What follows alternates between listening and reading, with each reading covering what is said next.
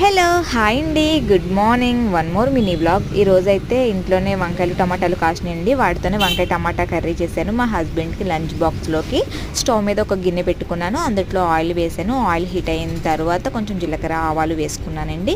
తర్వాత ఉల్లిపాయలు పచ్చిమిరపకాయలు కట్ చేసి అవి వేసుకున్నా, కొంచెం ఎల్లుల్లిపాయలు దంచి వేసుకున్నా. కొంచెం ఫ్రై అయిన తర్వాత కొంచెం పసుపు వేసుకున్నానండి. నెక్స్ట్ వంకాయలు వచ్చేసి సాల్ట్ వాటర్లోకి కట్ చేసి పెట్టుకున్నానండి. ఆ ఉల్లిపాయలు ఫ్రై అయిన తర్వాత ఆ వంకాయలు కూడా వేసాను. కొంచెం సాల్ట్ వేసానండి, అవి కండర్ రాకుండా.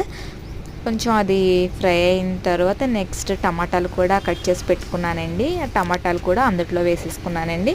ఆ టమాటాలు వంకాయలు కూడా కొంచెం మగ్గిన తర్వాత మన స్పైసీకి తగ్గట్టు కారం వేసుకున్నాను. ఇంకా కొంచెం సాల్ట్ సరిపోలేదండి, ఆ సాల్ట్ కూడా వేసుకున్నాను కర్రీలో. అంతేనండి, ఇంకా లేత వంకాయలే కదండి, ఇంకా వాటర్ ఏమి వేయకుండా అందులోనే మగ్గిపోయింది. Please like and subscribe my channel.